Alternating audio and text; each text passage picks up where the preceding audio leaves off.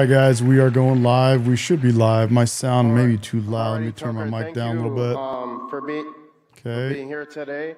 My question is mainly focused on welcome to the live, guys. We're getting. I just turned it on. We're going. I have a question first, and then a proposal. We're in the first. Yeah, we just turned it on. We're looking good. Okay, my sound is good. Now you're freaking me out. You got a Rumble hat on. I love you already. All right. I'm going to stop and have an Alp, which is America's premier nicotine powder. Guys, we're watching Tucker Carlson. I believe it's live via Turning Point, but we'll see. That's what it says here. It's live via APT. So let's keep it going. Doesn't work at all. Yep. And that America is the best country in the world. Yep. So I agree. You know, I'm a U.S. citizen, and I'm very proud of that, and that's why I stand for my country every day. But I have a question specifically about national security. All right, hit me with it, baby. No preamble. Just go right to it. You can't scare me. So, for example, I would say that the head of the snake for a lot of the spying that goes on in the United States is Cuba. For example, we've found evidence that Venezuela, Nicaragua, like all the issues with immigration are because of the socialism going on in Latin America. Yes. And Cuba's an outpost for human trafficking, drug trafficking. We have Chinese spy bases on the island. We had Russian missile testing under Biden. And then on top of that, Cuba doesn't even recognize Gitmo as American territory. So my question for you is, what should the United States stance be on Cuba and the liberation thereof? And my proposal is, if you're willing to do some sort of documentary on Cuba, and if I could help you out on that. Well, I always appreciate the offer of assistance. I would say we've had a Cuba embargo, so the revolution was 1959. What's up, Soto? What's up, sound of the sirens? So that was, well, 60. We just got dialed in, and we are live, and we are getting warmed up, guys. Welcome to the live. Thanks for joining. Much of that time, and you just said yourself it hasn't worked. It hasn't liberated Cuba. The same regime is in charge, and it is still, working to undermine the interests of the United States. So what we're doing isn't working. I think that's a good place to start. So I know from living in D.C. that whenever someone tells you, like, it's not working, we need to double down on it, they're lying. So I think we need to reassess, are sanctions really the answer? And if so, tell me how that's worked. Second, I would say, I'm sure everything you say is true. I don't think that most Americans, and I know the U.S. government doesn't, spend a lot of time thinking about our own hemisphere. Soto, I have not, man. Feel free to fill me in. Iran, Iraq, Syria, Libya, Gaza, Israel, all great places. I'm not, attacking anybody, but I'm just saying those are thousands of miles in an ocean away, whereas Latin America is right there, and what happens there is a direct effect here in our migration patterns and in our drug importation. So, maybe we should focus on our own hemisphere. I think you made a powerful case for that, and I don't understand why the U.S. military is stationed in Japan, Korea. I mean, I know that you get a long answer, how we're spending $1 trillion to secure places that pose no imminent threat to us while ignoring our own continent, ignoring Mexico, which is the most hostile country in the world, the United States. Obviously, there's migrants coming through Mexico. How are they our ally? Canada, how are they our ally? Maybe we should spend some time reorienting here. What's up, buddy? On Instagram, he's asking, where can I buy that hat? Tony, thank you, bro. Appreciate you. You can buy it on the website, repamerica.com. I'm a big fan. I would love to work for you. I did give my resume to Steve Bannon. It would be hilarious if you two fought over me. I'm just saying. That would be great. It'd be like a real bitchy cat fight. It'd be a hell of a story, yeah. My family has fought for this country. I voted MAGA 3 times. My generation, just like you said, is convinced they can't trust the institutions. And if you're wondering, it's actually made by the same manufacturer and is the exact same hat as the MAGA hats. Literally, made in America. Yeah. And I'll show you.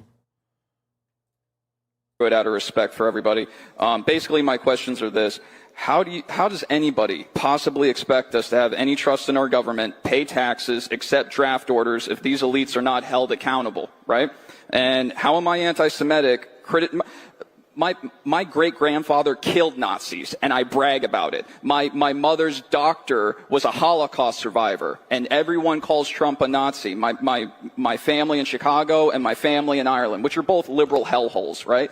And it's pretty convenient that if he did criticize Israel, everyone could just say, look, I told you so, but that's not the point. Anyways, and finally, and by how am I anti-Semitic when all my sources are Jewish, Israeli publications, and Holocaust survivors? And finally, and by far the most important, why can I burn an American flag in my country, but I get a mark by my name if I burn Israel's? Like, how? It's hilarious. So I notice everyone's been talking about Epstein tonight, and I want to kind of differ from the crowd a little bit in saying that That's weird. They just jumped to another part of this. So this, it may be a point. replay that He's we're watching, like, but yeah. It happened a long time ago. Who cares? And by the way, we should trust the government and whatever the bureaucrats tell us. And by the way, it's wrong to ask a lot of unauthorized questions. So I just want to go on the record to say I think that's absurd. And it's exactly the kind of thinking that I personally voted against in the last election. In the last election, I spent a lot of the month of October campaigning with and for the president. I voted for the president. I never vote for anybody generally. I know they're always telling you must vote or you can't have an opinion. Oh, shut up. I don't like to vote, but I did vote this time. And I don't like to vote because I don't believe in any of them. And this time I really felt like I know Trump well. I love Trump personally. And what we were looking at was just so awful and totalitarian and stupid. And it wasn't even the arguments that I disagreed with from the Kamala Harris. It's weird to even say her name now. Who was that exactly? It was like a bad dream. But it wasn't even so much the arguments I disagreed with, though I definitely disagree with It was a bullet that we dodged is what that was. Style of argument that drove me completely bonkers, summarized most crisply by shut up racist. Whatever you said, it was shut up racist. It's like, but wait, first of all, I'm not a racist, but that's not even the point. The point is, I just told you what I think. I just asked you an entirely legitimate question, mostly, what the hell are you doing? And rather than answer it, you call me you racist. Didn't pay me the respect that you would a human being. You treated me like a slave or an animal by telling me to stop barking. Shut up, racist. Yep. And I won't put up with that because I'm not a slave or an animal. I'm an American citizen, an adult man who pays his taxes. So, I ask people questions for a living, and very often I get answers that I don't care for, that I disagree with, that I think are stupid. But at least they're answers. At least the person responding is. Hold on a second. What happened to my screen here?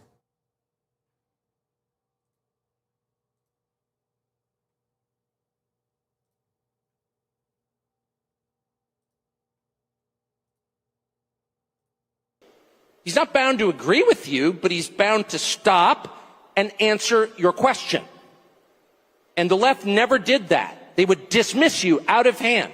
You are not worth listening to. Be quiet. And that's, of course, where the impulse to censorship comes from. It comes from the belief that you don't deserve to speak because you're not fully human. They own you. And that's what I voted against above all. I voted against a million different things that I hated about the last administration. Their insane desire to start pointless wars around the world. Their total unwillingness to protect this country domestically, to protect the people who live here, to protect the territorial integrity of the country, bringing in tens of millions of people illegally, giving them free stuff the second they get here, making a mockery of citizenship. I hated all of that. I hated all of that. But the thing I hated most was their total unwillingness to answer any question about why they were doing what they were doing, because it was just too insulting. And every single time I would just feel like raising the middle finger and screaming obscenities, which is not an adult response. What's up, Lex? Yeah, I don't know what's going on, bro, but glad to have you, man. I think that's really at the heart of why the Epstein thing is so distressing. I mean, the guy was some weird sex freak who was abusing girls. We knew that. But the fact that the U.S. government, the one that I voted for, refused to take my question seriously and instead said, case closed, shut up, conspiracy theorist, was too much for me.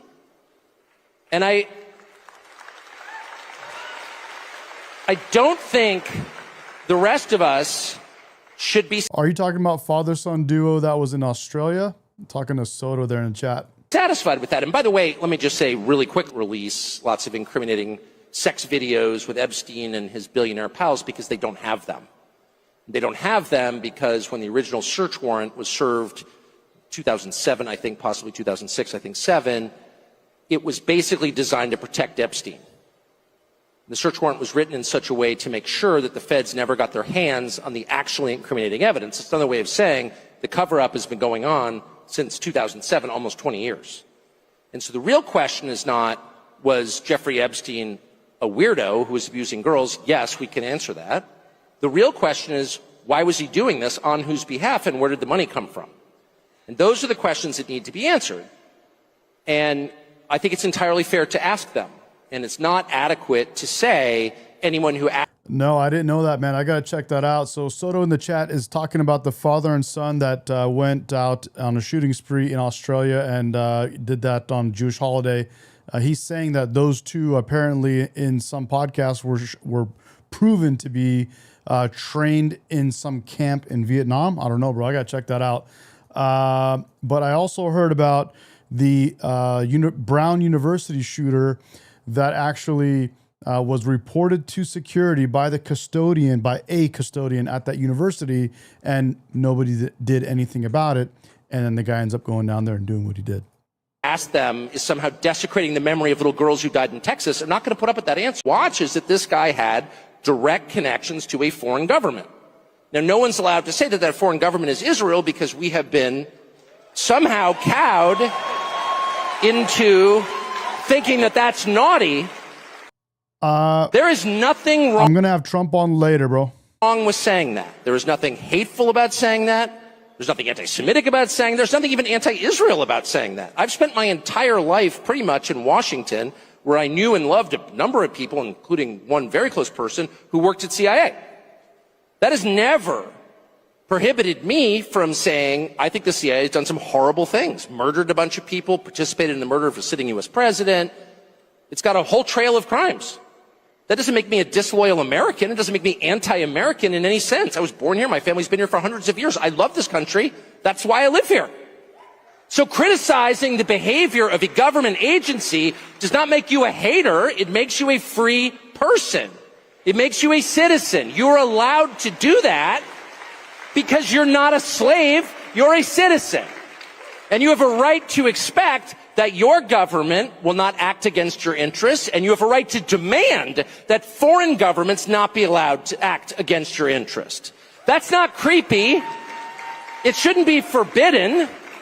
And yet all of us have trained ourselves to believe that you can't say that somehow, that that's like too naughty and forbidden. And the effect of making that off limits has been to create a lot of resentment, and I'll say it, hate online, where people feel like they can't just say, like, what the hell is this? You have the former Israeli prime minister living in your house. You have had all this contact with the foreign government. Were you working on behalf of Mossad? Were you running a blackmail operation on behalf of a foreign government? By the way, every single person in Washington, D.C. thinks that. I've never met anyone who doesn't think that. I don't know any of them that hate Israel, but no one feels they can say that. Why? And I think the longer that we play along with it, the more subterranean and creepy and hateful the conversation actually becomes. So I think it's better just to say it right out loud.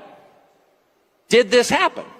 And of course that question has been asked to the government of Israel, and their answer is, we're not going to tell you. And I think our answer should be, no. As long as we're sending you money, if you were committing crimes on our soil, we have an absolute right to know, did you do this or not? And yet everybody has been so brainwashed into thinking that's somehow an expression of hate or bigotry, when it's not. It's a baseline question that every U.S. citizen has a right to an answer on. What the hell was this? And by the way, if it turns out that it was nothing at all, that somehow Jeffrey Epstein really did earn $165 million giving tax advice to somebody, which is, for the record, a lot more than most people pay their accountants, and that none of this was actually a foreign intel operation, and that there was no blackmail involved, that actually Bill Gates was just hanging on the island because the weather was especially good. No one was videotaped doing anything immoral or illegal, and then that was used against them to get them to obey. If all of that is false, then just tell me how it's false. But don't call me a lunatic. And when Fox News runs a piece, as they did yesterday by Hugh Hewitt, saying that anybody who's got even more questions about Epstein is some kind of nutcase with an unhappy personal life, who's spending too much time on Twitter in the fervid fever swamps of conspiracies, up yours, buddy. Then why don't you answer the question then? Don't let anybody insult you, anybody, and I mean anybody, ever get away with insulting you instead of answering a legitimate question. Yeah, I got to totally agree with that. And this goes for a lot of things, guys, not just this, but also with immigration, with religion. We question, sometimes we question Islam and we're called Islamophobic. Sometimes we question immigrants, or, we talk about stats or numbers and we look at metrics and we're just asking questions, looking at metrics or calling things out that that are legit metrics, and you get called racist. It's not racist to look at the numbers and say, hey, of this group of the different immigrants that came into this Western country, this group tended to do this more than this other group. That's not racist. You know what I mean? It's not Islamophobic to say, hey, the ones that came from Islamic countries did this, or whatever the case may be. It's not racist. We're allowed to talk and ask questions. That's what I'm doing right now. We're allowed to do that. We have freedom of speech, guys. Why should I be embarrassed to ask what's in this war for us? We got to go to war. Shut up. You're a bigot if you don't want it. First of all, I'm not a bigot. But second, that's kind of not the point. The point is, what's in it for us? Why is this a good idea? Shut up. Crazy. And it's exactly the style of argument that I voted against, and I will never accept it. By the way, the guy on Instagram, he's asking, where can I get that hat? Thanks for asking, bro. Appreciate it. Guys, if you want to get any of these hats, this hat, and I have two other colors behind me right there, right back there. It's on repamerica.com, repamerica.com. I got those two other MAGA colors back there, and I got this navy blue with the red. And this is more red. It looks orange in the video, but it is very red. I don't get it. It's for sale somewhere, I guess. And I'm like, okay, I don't even know what that means exactly, but how many Americans have been killed by Shia terrorism in my lifetime, which is 56 years? I can't think of any. I'm sure there have been some in the United States. There have been Shia terror attacks sponsored by Iran in the U.S. I can't think of any. There was 9/11. That was a Sunni terror attack. And then there's the drug epidemic, which has killed more than 1 million people during that same period.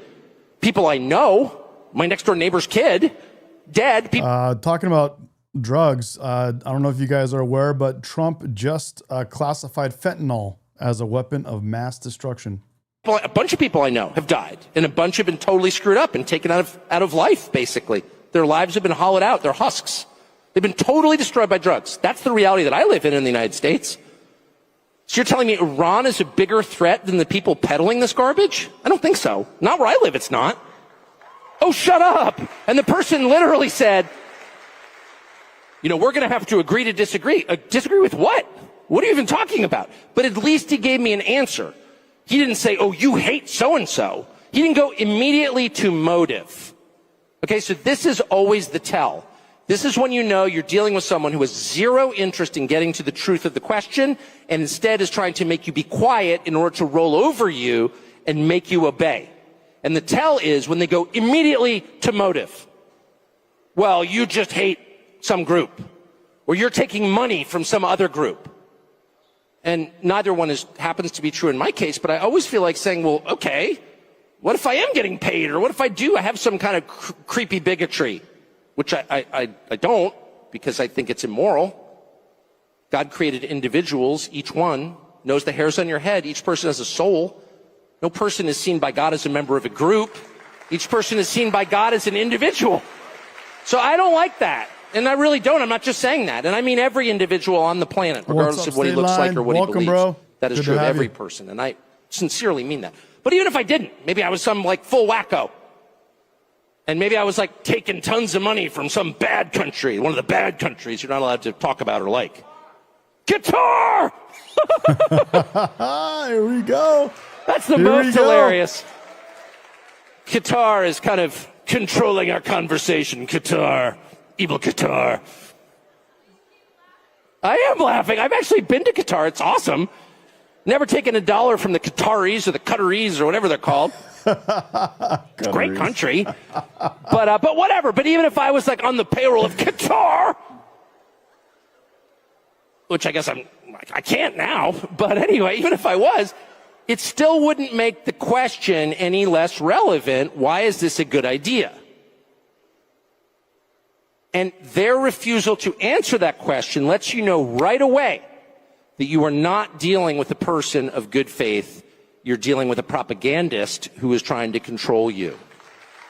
And I would say at exactly that point, that's when you say out loud, I know who you are. This is all fake. You can't even answer the question. You're trying to make me shut up because I'm a bigot. Yep. Like the liberals did 7 months ago. And that's why we voted them out. Yep. So I'm not putting up with that. I voted against this and I won't tolerate it. I agree. So the second point. That's literally what all of us voted against. Before maybe taking a couple of your hostile questions, I hope about Qatar,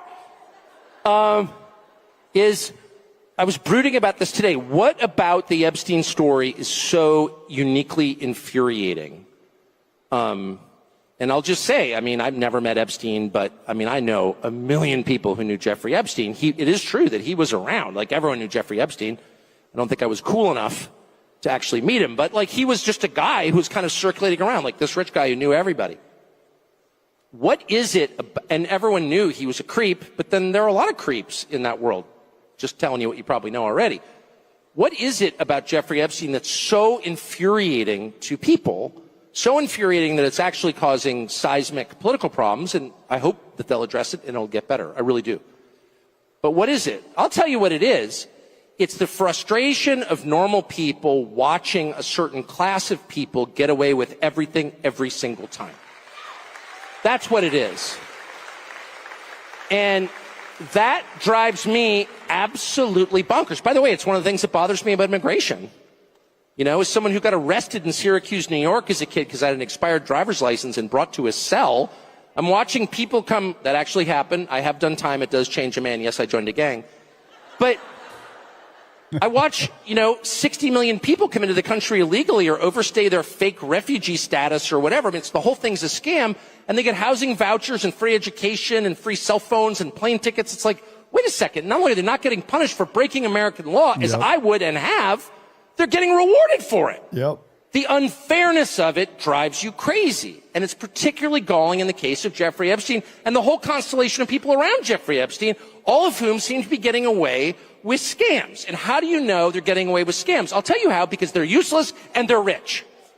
So how do you come to a place where some of the least impressive, most useless people who have no actual skills become billionaires? How's that legitimate? And by the way, if you ask this question, at least in Washington, it's like, oh, well, yeah, it sounds like you're a socialist. Sounds like socialism. What's up, Jennifer? State line, I agree, bro. Now. I think right. Nick is I was solid, a Qatari bro. Nick agent or a bigot. Now I'm a socialist. All right. Leaving aside my committed socialism, can you answer the question? How did Bill Ackman get $9 billion? Bill Ackman, a pretty impressive guy? I know Bill Ackman. No. Bill Ackman's like well-connected and super aggressive. That's it. And I think, well-connected, super aggressive people deserve a fair living like everybody else. Who are you saying you feel uneasy about? Because you're willing to do anything? I don't know why we have to pretend that's good. How did Epstein get 4 Gulf Streams? How did he get an island, a massive ranch in New Mexico, the biggest house in New York? Like, what is that? Like, at some point, the basic economics really matter. And they matter because not that it's bad that rich people are getting richer. It's bad that everyone else is getting poorer. What a trip. And it's especially bad the young people can't afford homes. Let me just put a very precise point on this. if you want a measure of how your economy is doing, I personally favor eliminating GDP as a measure. I don't even know what that is. It's clearly not relevant. They tell me Japan has a stagnant GDP. Have you been to Tokyo? It's the single most radicalizing experience you'll ever have because it's just so nice. You lost the war? Really? Can we lose a war and wind up like this? GDP. No. I don't know what even that is. The total economic activity. Oh, no. My measure is really simple. I got a bunch of kids. Can they afford houses with full-time jobs at like 27, 28? And the answer is no way. And the answer is that 35-year-olds with really good jobs can't afford a house unless they stretch and go deep into debt. And I just think that's a total disaster. That's a complete disaster. Why? 2 reasons. One, if people don't own things, they don't feel ownership of the country they're in. And the country gets super volatile because people feel like they've got nothing to lose. When you have a lawn, trust me, you're thinking long term. Second, it's really hard to have a family without a house. It is. It's like super fun to live in an apartment if, there's like a bar downstairs, you're in a cool neighborhood. I'm in East Village. It's so cool. Try to have 3 kids. You're not going to have 3 kids there. You can't. Nobody wants to raise their kids in that neighborhood. Nobody wants to raise their kids in an apartment. People do it because they have to. Nobody wants to. People want a little house, not some McMansion, just a little normal house. That is the actual American dream. And that is what is totally unattainable for young people. And so the only young people in general that you will ever meet who have houses are young people whose parents help them. And God bless their parents. That's a perfectly great thing to do for your kids. But most people's parents can't afford to do that because they're already in debt from their pointless college degree. So that is a national emergency. Yeah. And I know that there are certain cable channels that are spending all this time talking about, they're about to elect a socialist in New York City. Which, so he's absolutely right. We talked about this the other day. There is the American dream that's pretty much jacked up now, which is what he's talking about. People can't afford the American dream. But it's mainly because we're allowing for this other American dream. And what that is welfare. We have we allow for so much welfare in our country that immigrants are flocking to America to live out their version of the American dream, which is what? Come to America and enjoy the benefits of the American welfare system provided by who? You and I, the American taxpayers. That's their American dream. And because we turned into such a welfare country, because the Democrats have made it that way, they keep increasing the sizes of these welfare these welfare programs and all these different things. So much is free that we have lost the real, original American dream. And the fact that nobody feels free to say that, nobody feels like you can just say like 30% on a credit card? Why is anybody paying a credit card bill? I said to somebody recently, I feel like I'm very moderate and sensible and, well, yeah, that's what they used to call it. It was forbidden. I said to someone recently, we really need a political party where people just like, it's the, hey, I'm not paying my credit card bill party. And let's just bring down Citibank. Just not permanently, maybe permanently. But credit card debt is the single biggest cause of human suffering that I'm aware of in the United States. It's not Iran. Iran's not doing that. Oh, you, a tool of the Ayatollah. No. I'm actually Episcopalian, not Shiite. Not a tool of the Ayatollah. To you as well. I'm just very committed to observing physical reality and drawing my conclusions from that. I'm what we call a physicalist. I believe in the things right in front of me, the things I can touch and smell. And the people I can touch and smell are suffering not from Iran, not from Qatar. They're suffering from their credit cards and their inability of their kids to buy a house. Yeah. I don't think Dan Crenshaw is sold on this. Dan Crenshaw believes our threats are in other countries. Okay, they may be, but how are they bigger than credit card interest? So I suggest to this person, who's a really good guy, I was like, hey, why don't we start, I'm not going to pay my credit card bill party, or I'm not going to pay my mortgage. Because they always say, like, if the very rich, if you borrow enough from a bank, you're kind of in charge of the bank because they need you to pay them back. So they're totally happy to negotiate terms with you. But if you borrow a little bit from the bank, they'll just take your house away. So what if people got together and just decided, wait a second, 30% interest is a lot, especially since they're pushing credit cards on kids like crack. And I know that conservatives are always like, well, it's your fault if you don't pay back the credit card. Yeah, okay, it's my fault, but maybe it's a little bit their fault too. They're pushing this crap on kids. So I say to this guy, maybe just people get together, not like everybody, but just a couple million people are not going to pay our credit cards, and just like bring the bank to its knees, and the CEO weeps on television, they readjust it down a little bit. And he goes, oh, no, that's radical. That's too radical. And I'm like, I don't think I'm very radical. I think I'm like very moderate, super moderate. I hate change. My parents got divorced. I hate change. I like things to be exactly the same every day. I'm not radical. What I am is very worried that if we don't do something really soon, we're going to wind up like New York City. That there's going to be actual radicalism. And that radicalism will take very unhelpful forms. And you're going to see race and ethnic hatred that's real. And that you're going to see people behaving in hard-to-control ways. If you deny people what they actually want long enough, and instead substitute things that you claim they should want, like bombing Iran, you know? I mean, I'm not for Iran, where you spend all day telling me that it's so important that, you know, boys not playing girls' soccer teams, whatever. I agree. I hate the tranny stuff passionately. I think you should keep the boys off girls' soccer teams.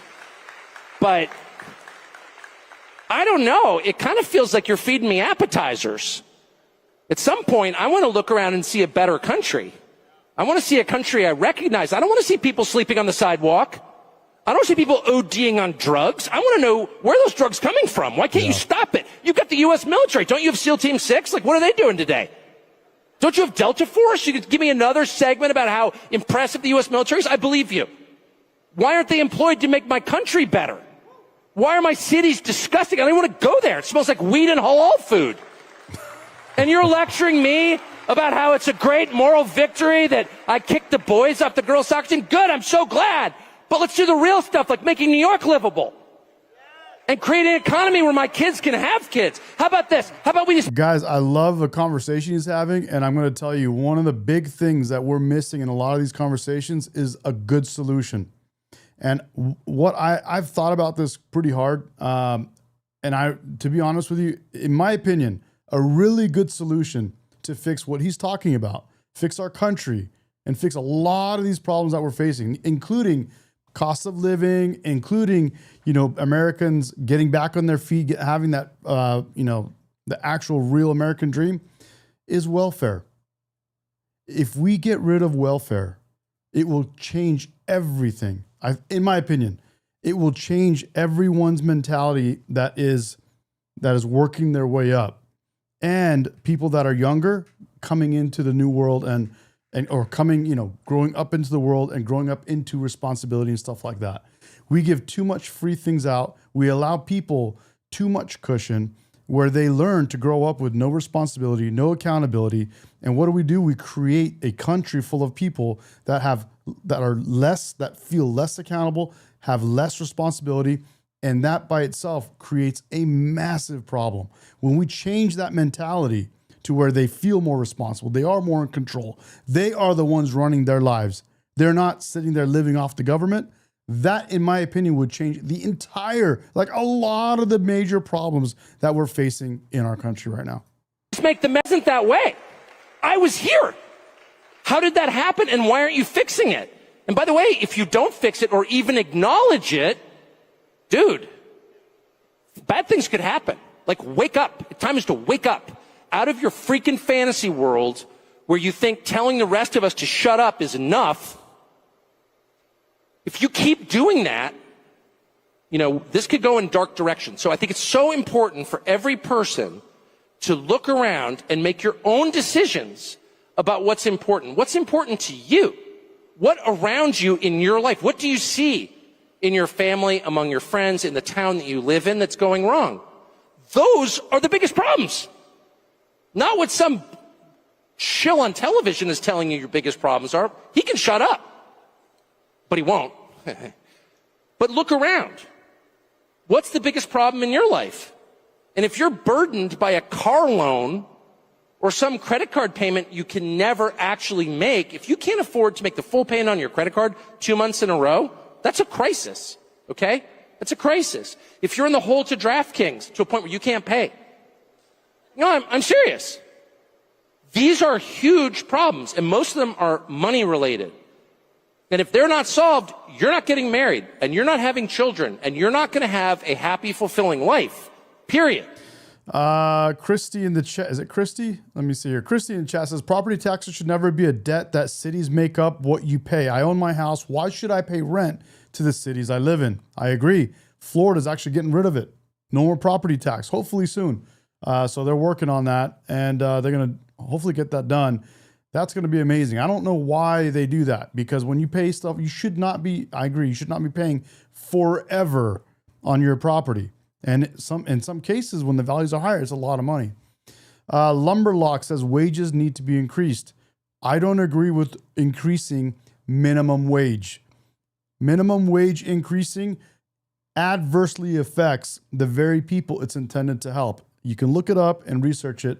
That's the truth. Look that up. I think if we do away with minimum wage and we do away with welfare and we let companies we let capitalism actually work, you will see wages go up, because employers have to fight for employees, for good employees. It will go up. 60 million illegal aliens in the country. The country bears no resemblance to the country I grew up in, and it's not better, it's worse. So I'm not going to sit for another lecture from anybody telling me we need to import more people to write code or pick grapes or any other task. Period. It hasn't worked. The country hasn't gotten richer. It hasn't become more unified. Those words should burn on the tongue of anyone who utters them. How dare you talk like that? Amnesty. How about deportation?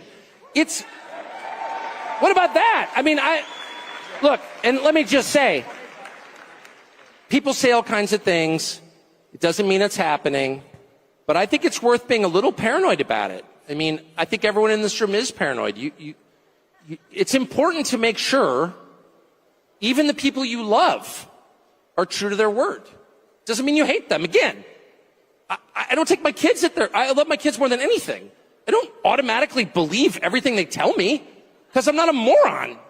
Because I understand that people don't always say the truth. So, but anyway, yeah, any kind of amnesty is not only a bad idea, it's like outrageous. Anyway, sorry, I've been told to take the mics. I'm sorry, I know you guys have good provocative questions about Qatar, but I've been asked to talk to this guy. How you doing tonight, sir? I'm spun up, baby. First off, I'd like to thank you for coming to this event. I'm 20 years old. I've been watching you for the past 12 years of my whole life, every single night. Awesome. I've always listened to you, so thank you for coming. We love to listen to your opinions, listen to you preach basically to everyone. My question is, in your opinion, we have individuals in this country that are full citizens that are also full citizens of other countries. In your opinion, how can somebody pledge allegiance to two countries at the same time, and is that something that we should be allowing? I mean, I think your question says it all. Obviously, that's absurd. I quote the New Testament, but I also refer to common sense when I say that no man can serve two masters. It's not possible. Yeah. I only have one wife for that reason. You say to your wife, I'm going to take another wife, but I'm going to love you just as much. Nothing's going to change. My wife's going to look at me like, no, it's one wife.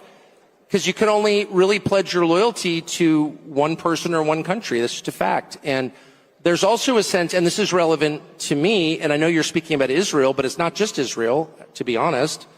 I think it's a huge problem. I think anybody, by the way, who serves in a foreign military should lose his citizenship immediately. There are a lot of Americans who've served in the IDF. They should lose their citizenship. There's a lot of Americans who've served in Ukraine, and they should lose their citizenship. You can't fight for another country and remain an American, period. Obviously. I mean, it's like not even, it's so funny how all of us have been cowed into being like, oh, that's hate speech. No, it's not. You don't hear hate in my voice because there isn't any. It's just an obvious recognition of the truth. But there's a more insidious thing, and I say it's not just Israel. I'm not just trying to like give myself cover. I'm being honest. There are a ton of countries that offer citizenship, actually, some of which I love. I have been offered citizenship in a couple of different countries that I really like, and I thought about it. And then I thought, No, there's something about being lashed to the mast. Like, everyone can see that America's in trouble, the demographic trends are really bad, and the country's decaying, its cities are falling apart. So you're like, oh, wow, maybe I should flee. And then I'm like, my ancestors are from here. My parents are buried right across from my kitchen. I'm staying here. And the second you make that decision in your head, like, I don't care what happens to America, I will be here, it totally changes your attitude. Yep. You're like, I don't even care. It's my country. Yep. And they've been here for so long and fought in all of these wars. My ancestors, and I'm sure yours, would be totally shocked by some of the conversations. Foreign flags in the Congress? Are you joking? It's crazy. Get out. That's why. And so, that's why I'm telling. Once you decide you're all in on your country, Yep. it really changes the way you approach everything. Represent and by the way, it America, should be baby. the Rep baseline America, bro. requirement. That's what I'm talking about. You shouldn't be allowed to serve in government Yep. if you're not a U.S. citizen or you're a dual citizen. Are you joking? Of course not. And I would love to know what the justification is. And of course, there isn't one, which is why they're allowed to just write you off as some sort of like freak, some internet freak, hater, Nazi, whatever. No, I'm not. Just an American who loves my country, and I think it's fair to demand that the people running my country love it every bit as much as I do. I agree. I definitely agree. All right. Alrighty, Tucker. Thank you for being here today. My question is mainly focused on national security. I have a question first and then a proposal. I'll see how you go about that. Now you're freaking me out. You got a Rumble hat on. I love you already. All right. I'm going to stop and have an Alp, which is America's premier nicotine powder. Go for it. All righty. So, I was born in Cuba. I came at the age of 2. So I can attest to the fact that the socialist experiment doesn't work at all. Yep. And that America is the best country in the world. Yep. So, I agree. I'm a U.S. citizen, and I'm very proud of that, and that's why I stand for my country every day. But I have a question specifically about national security. All right, hit me with it, baby. Okay. No preamble. Just go right to it. You can't scare me. So, for example, I would say that the head of the snake for a lot of the spying that goes on in the United States is Cuba. For example, we've found evidence that Venezuela, Nicaragua, like all the issues with immigration are because of the socialism going on in Latin America. Yes. And Cuba's an outpost for human trafficking, drug trafficking. We have Chinese spy bases on the island. We had Russian missile testing under Biden. State line, what do you and then think on top about of him that, talking Cuba about doesn't Cuba, even bro? recognize Gitmo as American territory. So my question for you is, what should the United States stance be on Cuba and the liberation thereof? And my proposal is, if you're willing to do some sort of documentary State line, on you think Cuba, Cuba is the head of the snake? Well, I always guy's appreciate saying? the offer of assistance. I would say we've had a Cuba embargo. So the revolution was 1959. So that was, 60. Could that really be 66 years ago? That's crazy. And we've had an embargo for much of that time. And you just said yourself, it hasn't worked. It hasn't liberated Cuba. The same regime is in charge, and it is still, working to undermine the interests of the United States. So what we're doing isn't working. I think that's a good place to start. So I know from living in D.C. that whenever someone tells you, like, it's not working, we need to double down on it, they're lying. So I think we need to reassess, are sanctions really the answer? And if so, tell me how that's worked. Second, I would say, I'm sure everything you say is true. I don't think that most Americans, and I know the U.S. government doesn't, spend a lot of time thinking about our own hemisphere because we're so focused on places like Iran, Iraq, Syria, Libya, Gaza, Israel, all great places. I'm not, attacking anybody, but I'm just saying those are thousands of miles in an ocean away, whereas Latin America is right there, and what happens there is a direct effect here in our migration patterns and in our drug importation. So, maybe we should focus on our own hemisphere. I think you made a powerful case for that, and I don't understand why the U.S. military is stationed in Japan, Korea. I mean, I know that you get a long answer, how we're spending $1 trillion to secure places that pose no imminent threat to us while ignoring our own continent ignoring Mexico, which is the most hostile country in the world, the United States. Obviously, there's migrants coming through Mexico. How are they our ally? Canada, how are they our ally? Maybe we should spend some time reorienting here. So anyway, that's my answer. I'm against socialism, obviously. That's why I'm worried about our economic system, because I think we're about to get socialism if we don't pull back from this. All right, we got one more question. One more question. Hey, Tucker, I'm a big fan. I would love to work for you. I did give my resume to Steve Bannon. It would be hilarious if you two fought over me. I'm just saying. That would be great. It'd be like a real bitchy cat fight. It'd be a hell of a story. Yeah. My family has fought for this country. I voted MAGA 3 times. My generation, just like you said, is convinced they can't trust the institutions and the administration, even this administration after last Monday. America first means America first, not foreign governments, not rich pedophiles. I have a lot more about the history, but I'm going to get through it out of respect for everybody. Basically, my questions are this. How does anybody possibly expect us to have any trust in our government, pay taxes, accept draft orders if these elites are not held accountable, right? And how am I anti-Semitic?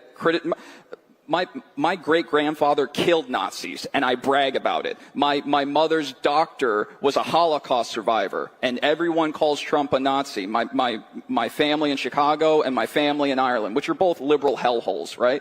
And it's pretty convenient that if he did criticize Israel, everyone could just say, look, I told you so, but that's not the point. Anyways, and finally, and how am I anti-Semitic when all my sources are Jewish, Israeli publications, and Holocaust survivors? And finally, and by far the most important, why can I burn an American flag in my country, but I get a mark by my name if I burn Israel's? Like, how?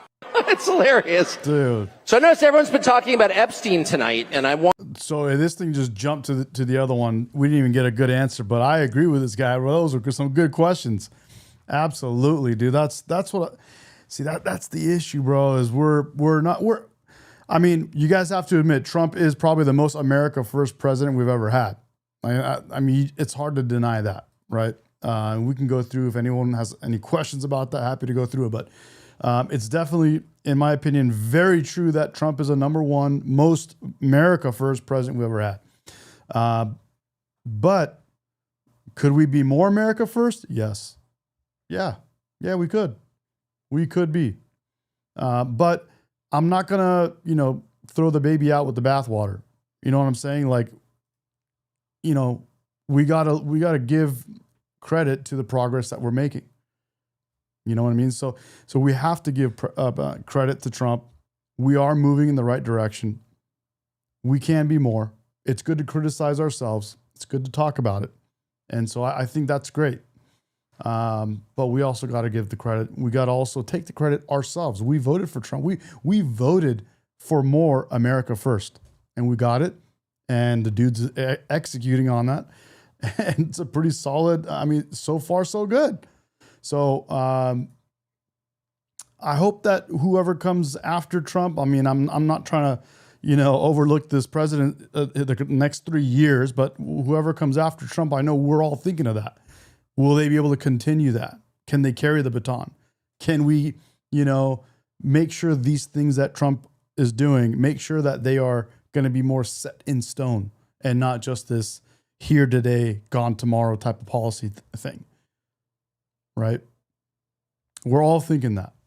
So the good news is Democrats for the last 8 to 10 or more years have just been about orange man bad for so long that they forgot how to come up with new ideas. They forgot how to think of the average American taxpayer, the average American citizen. So they're not doing a good job of winning, to be honest. And they haven't changed the tune even since they lost the election pretty badly last year. From last year, that election, all the way till now, you have to admit, you're not hearing any actual good ideas coming from the Democratic Party. You're not. Right? So as long as Republicans, conservatives, as long as they keep pushing, keep going forward, don't get caught up with the nonstop, endless bullshit, empty talking points that are coming from the left. Just keep pushing forward, keep coming up with good ideas, keep improving people's lives. I think we'll win again after Trump's term. Question here says, Medi, you're Iranian. How do you like Trump bombing Iran? Is that what he promised to deliver? More bombings and wars? So I think, I am not Iranian in that sense. I am American, first of all. My parents are from Iran. So my parents are Persian. They immigrated here 50 or more years, actually more years ago. And so I am of Persian heritage. I was good with the bombing of Iran. Okay. I'm not Israeli. I'm not Jewish. I know some people will say, oh, well, that's very Jewish of you to say that. Oh, are you paid off by that? No, I'm not paid by anybody, to be honest. But no, being of Persian heritage, I would say that I think Iran is not the country to be going soft on. And in fact, Iran has been peddling and pushing most of the death to America type of not only rhetoric, but actions.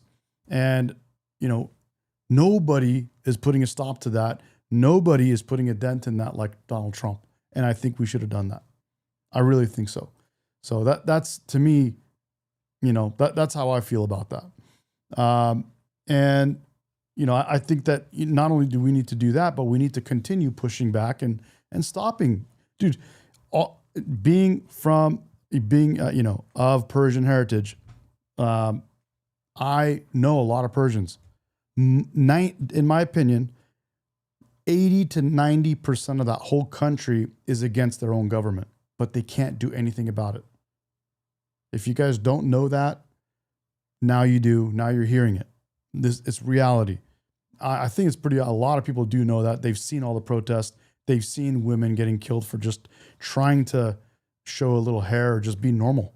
And so the Persians are unlike Arabs in that sense. So if you guys don't know that, now you'll know. Persians are unlike Arabs in this sense because Persians are not Muslim. Yes, the country is the Islamic Republic of Iran, but Persians are not Muslim. Arabs are the Muslims. They are the ones that when they conquered Persians way back in the day, they forced Islam on Iran, on Persians. It was either you become Islamic or else. Okay. And so they became Muslim by force. And they are still to this day under the Islamic regime, Islamic Republic of Iran. They are being forced to be Muslim. That's why when Persians leave Iran, you notice none of them are Muslim. So, and if there are, it's such a minute number. To be honest with you, most of the Persians that leave Iran that are still Muslim after they leave Iran, it's because they're tied to that Muslim government. They're getting paid through the government, or they're getting favors from the government. So if they leave and the government finds out they're being non-Muslim, they're screwed. So, that's how that is. I mean, that's my opinion on that stuff. There's a lot more to talk about, but I think State Line says, State Line here says, I think I read there's only around 6% Muslim in Iran currently. Yeah, I think so. My numbers are not wrong, bro. I said 80 to 90%. So that's true. Dude's asking if I'm AI. How come I get this question, bro? Does my video look that good or what, bro? Here, is that a better look? Here, I'm not AI. Hello, I'm not AI. Dude, the gym's paying off. Holy cow. By the way, I'm going to be back in the gym in probably about 30 minutes. I need to be back in the gym before this night's over. I should have been in there earlier, but I wanted to jump on and do this. Someone else says you have a great camera. Thank you, bro. Appreciate it. We got Trump. I'm going to put on Trump. Trump was live earlier today. And he talked about, dude, there's some new stuff going down, but yeah, he talked about some crazy stuff going down. But couple of things. One of them from that Tucker Carlson talk. Listen, guys, in my opinion, welfare is a major, major, major problem. And of all the issues that Tucker Carlson was talking about, I can tell you, in my opinion, from what I've read, from what I've learned so far, from all the stuff that I've experienced and learned so far, if you get rid of welfare, you fix a lot of problems in our country. And unfortunately, it's not a switch where you hit a switch and it changes overnight, but you will, over generations, change people's mentalities. Right now, I think a major reason why we are where we are is because of welfare, because of giving too much free things to people and not holding people accountable to be responsible for their own lives. I really believe that. So let's get on with Trump here and see what the heck is going on, and we'll keep this conversation going. Beautiful. Wow, it's beautiful. It's the first renderings of what we're doing. So I want to wish everybody a big hello and Merry Christmas and welcome to Mar-a-Lago for this exciting announcement of the new Golden Fleet. We're calling it the Golden Fleet that we're building for the United States Navy. As you know, we're desperately in need of ships. Our ships some of them have gotten old and tired and obsolete, and we're going to go the exact opposite direction. We're delighted to be joined by Secretary of War Pete Hegseth, who's doing a fantastic job, and Secretary of the Navy John Phelan. Marco Rubio is here, who gave a great few words toward the end of last week. He spoke for a couple of hours on what a good job we're doing, which is true. As Commander-in-Chief, it's my great honor to announce that I have approved a plan for the Navy to begin the construction of two brand new, very large, the largest we've ever built, battleships. You used to build the Iowa, the Missouri. That's what I'm talking about. State line, I know you know what's going down. We already know, dude. But I want to see this, bro. This is crazy. The Wisconsin, the Alabama, many others. We had big battleships. These are bigger, but they will have 100 times they'll be 100 times the force, the power, and there's never been anything like these ships. These have been under design consideration for a long time, and it started with me in my first term, because I said, why aren't we doing battleships like we used to? And these are the best in the world. They'll be the fastest, the biggest, and by far 100 times more powerful than any battleship ever built. So if you look at the Iowa, the Missouri, Wisconsin, Alabama, and others, but they were similar in size, some a little bit bigger than the others. But if you take the biggest one, it's 100 times more powerful. They're longer by a little bit, but and they're bigger. They're bigger ships, but they hold much more. Wow, bro. 100 times more powerful, guys. Wow, dude, that's a trip. Here we go, bro. Trump has to have the biggest and baddest, bro. So he's like, you know what? This time we're going nuts. So I guess, guys, he's just announcing the biggest battleship our country's ever had and the baddest. Let's go, dude. They use the word lethality. Battleships are the largest, sturdiest, and most heavily armed vessel built specifically for naval combat. While America has built many new warships over the years, they've tended to be smaller, Jennifer. Much smaller, and not conducive to where we are and where we're going, and peace through strength. Hell yeah. USS But including, Kirk, bro. we've been building aircraft carriers. We're going to be upping that also. We're going to be I think I saw the name. It's USS Defiant, right? going to a superior aircraft. We have the Ford class. We're going to be upping that to a different class of aircraft carrier. Trump class. And we haven't built a battleship since 1994. These cutting-edge vessels will be some of the most lethal surface warfare ships. They will be actually the most ever built other than our submarines. We have submarines which will have, in many ways, even more lethality, and we have many of them under construction. Each one of these. What's up, Brian? Brian says Medi, Tina's brother from Cali. Tina. No, I'm Tina's not. I don't have a sister named Tina, but I am from Cali. I'm from Southern California, bro. These will be the largest battleship in the history of our country, the largest battleship in the history of the world ever built. And again, it's 100 times more powerful than the previous Iowa class, it's called. Those are the big ones that you'd see on a show. Victory at Sea. I don't know if anyone's seen Victory at Sea, but it was a classic.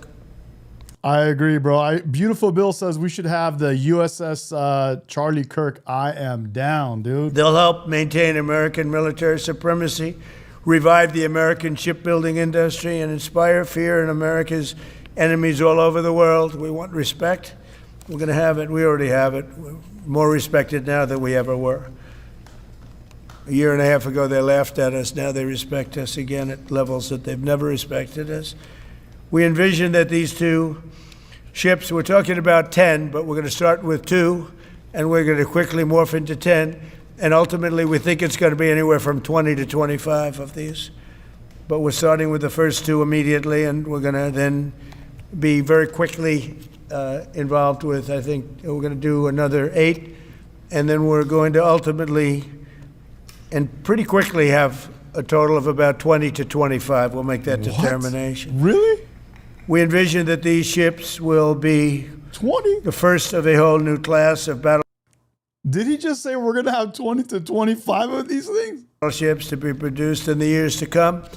From Theodore Roosevelt, the Great White Fleet, you remember that? The Great White Fleet, to the legendary USS. Hope, baby, the Great White Hope. You guys know President Trump is the Great White Hope. The Great White Hope. Listen, we don't agree with everything he does, but we agree with most, and he's been the greatest. He's been the most America first president on the planet ever since. I mean, as far as we know, as long as for my whole lifetime and yours, right?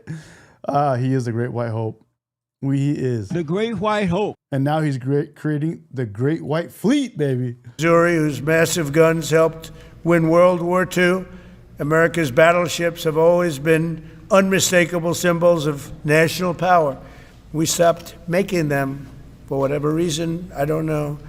And I want to congratulate John Thalen, who is your secretary of the Navy. He came to me the first day we met.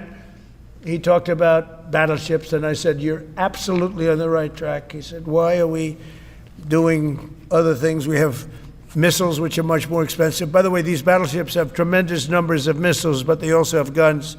And in many ways, guns can do the trick just as well as missiles at a tiny fraction of the cost. Once completed, these new 30 to 40,000 ton plus vessels will be the flagships of the American naval fleet, and there has never been anything built like them. State Line brings up a good point. He says, I'm still wondering how we're going to pay for all this stuff, how we're going to afford all this stuff. We're not in the best shape. I agree. I think that tariffs have done a lot, but we do have a lot to pay for. So I will say one thing regarding that, though. One thing that's not being taken into account when we're talking about budget deficits and all that kind of stuff is that lowering tax rates brings in a lot more revenue. So I know that we've done a lot of cuts. We've cut a lot of jobs. We've reduced a lot of our government institutions. Some of them are gone, which helps reduce costs. I know that we have been doing some things to reduce the amount of taxes that, or just reduce taxes. But in general, reducing the tax percentages, income tax, will bring in more revenue to our country. It's a fact. I know it doesn't sound like it. It sounds like it should be the opposite. And that's where the left and Democrats get it wrong. Every time we increase tax rates, the government takes in less taxes. It's just a fact. And if we do reduce them, like I think it was like in 1940, 1950 in our country, we made our tax like 20% of what it was. We reduced it like by 80% or some crazy number. And we ended up actually taking in double the amount of tax revenue. So we will be making more money if we reduce taxes, but we also have a really good economy ahead of us in 2026. right now, all the foundations being built for that economy.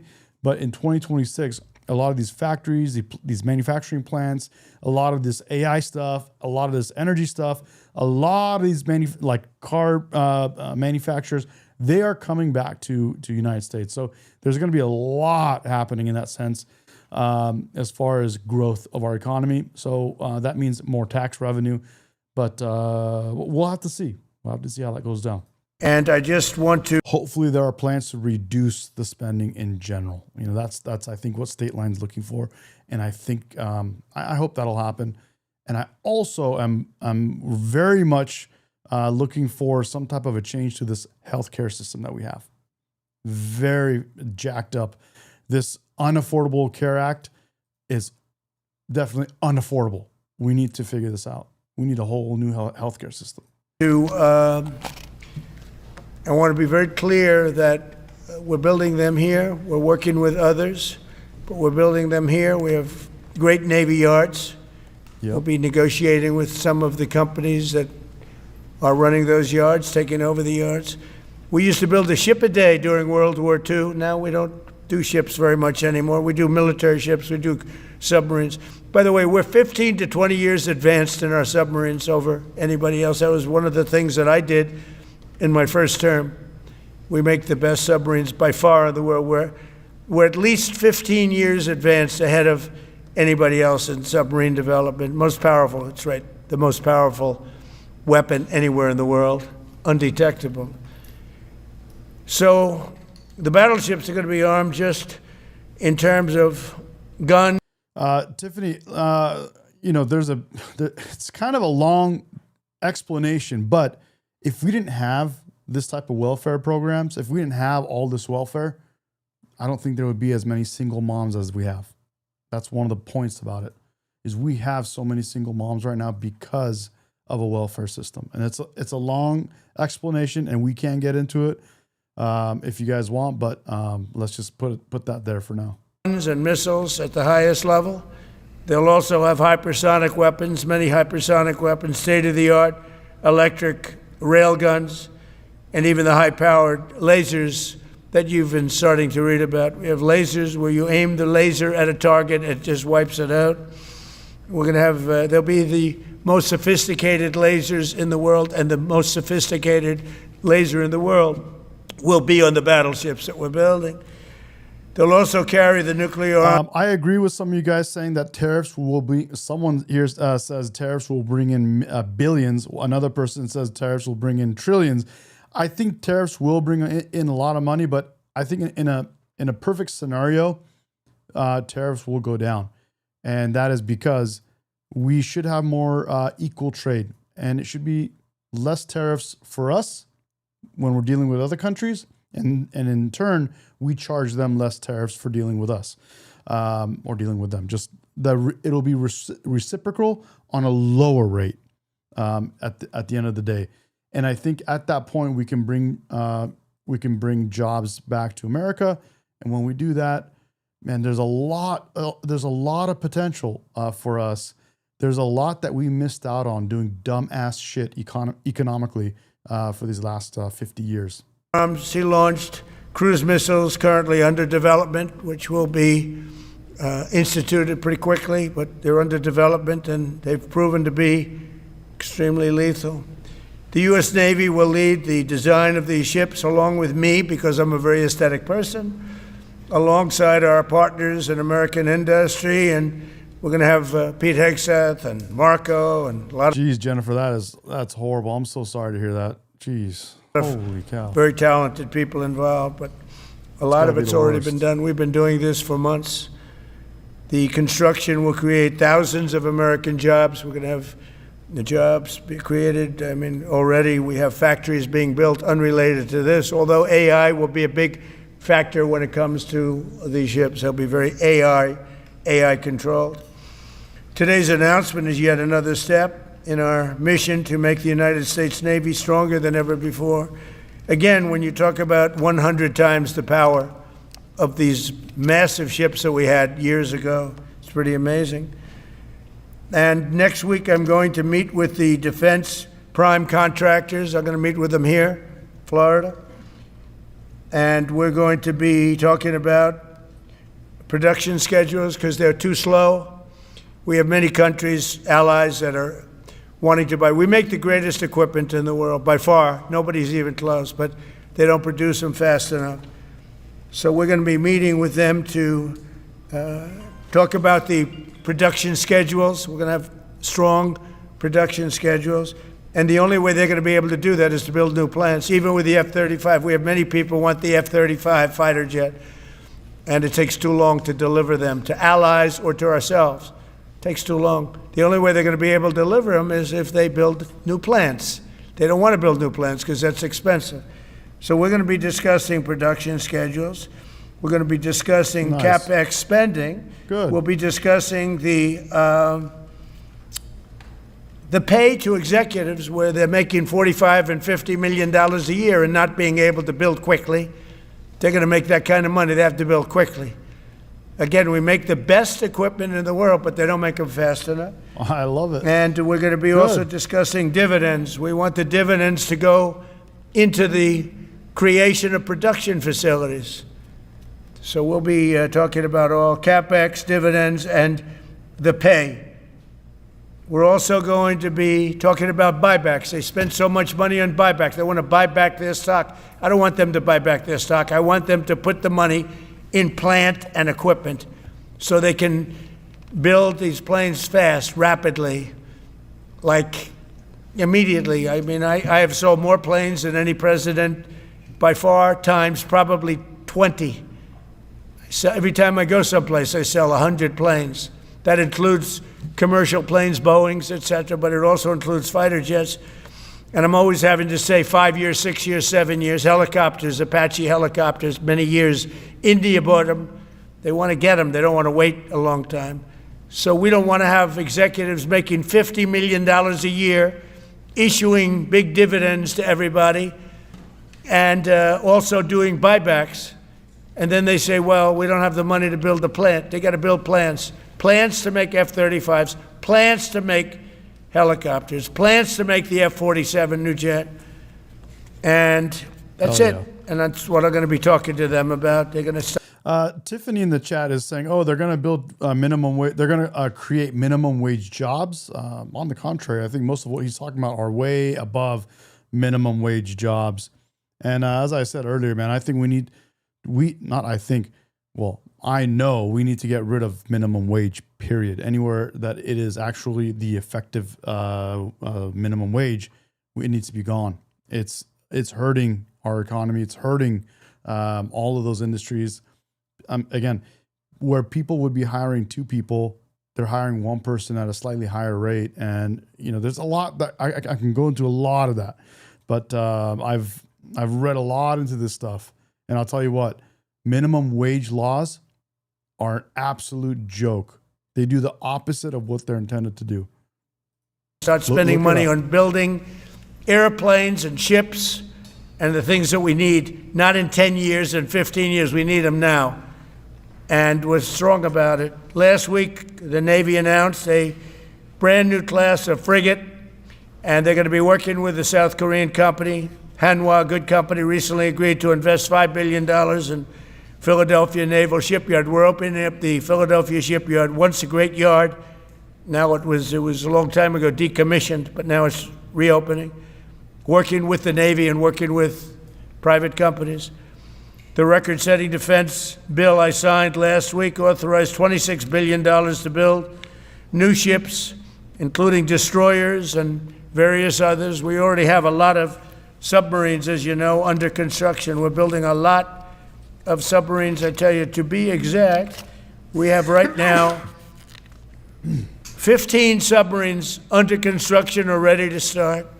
Love it. And we have, again, the greatest submarine in the world with our...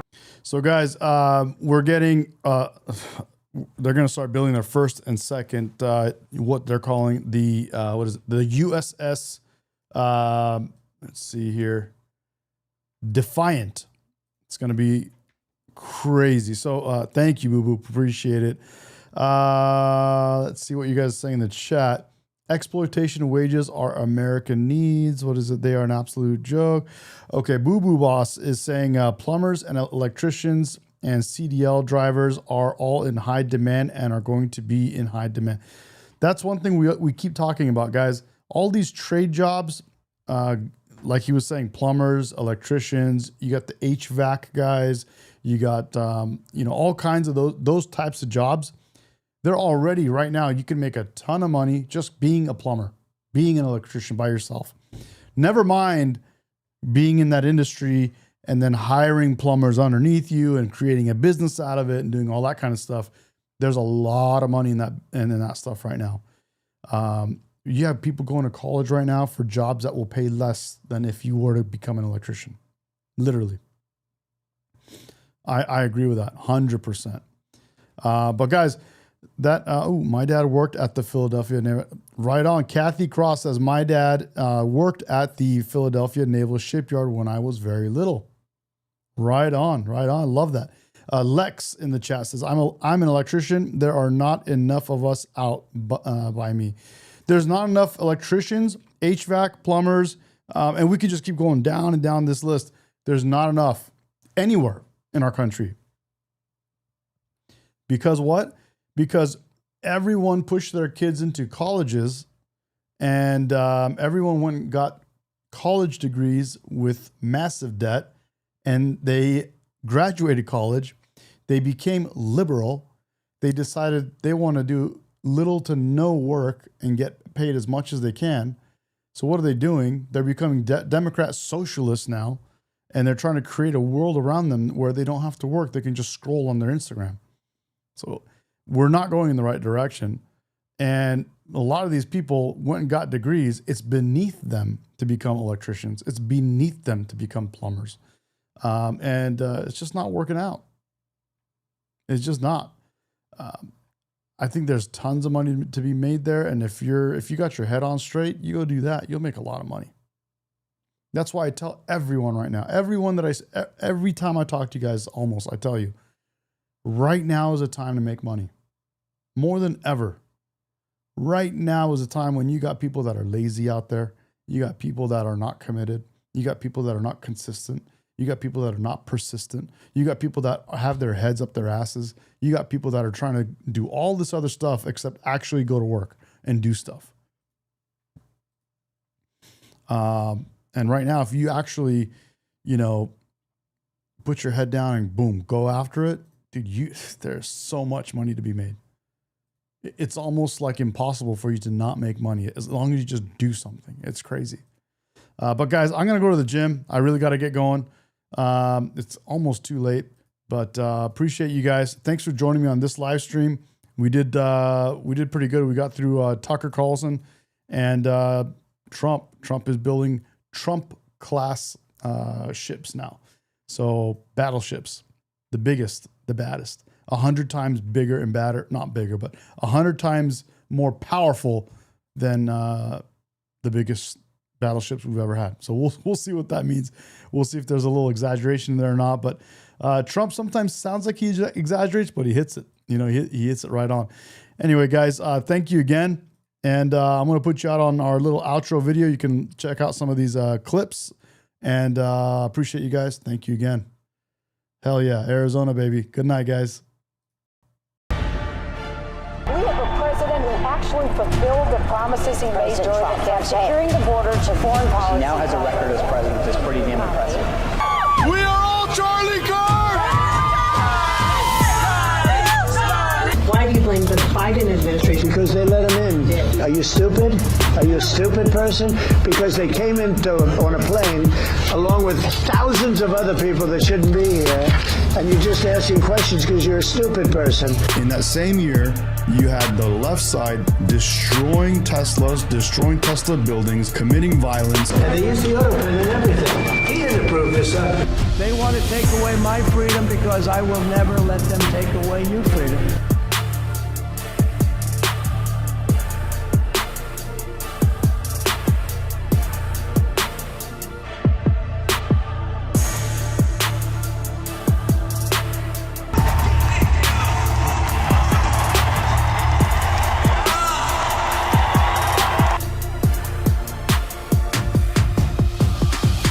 How are we going to get get rid of racism and stop talking about it. I'm going to stop calling you a white man, and I'm going to ask you to stop calling me a black man.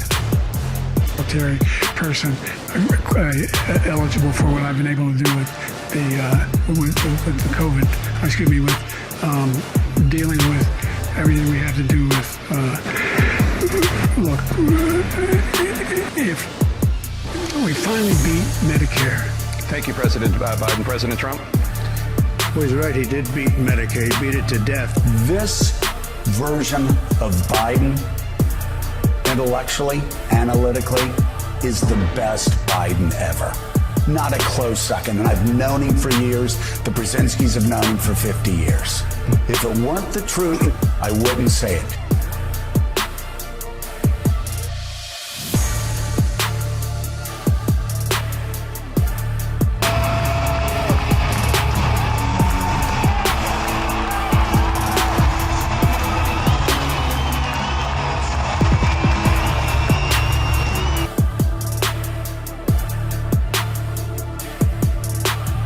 They want the Statue of Liberty back.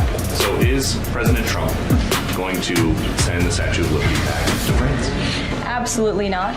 And my advice to that unnamed low-level French politician would be to remind them that it's only because of the United States of America that the French are not speaking German right now. So they should be very grateful to our great country. I said there's nobody that can want an open border. Nobody.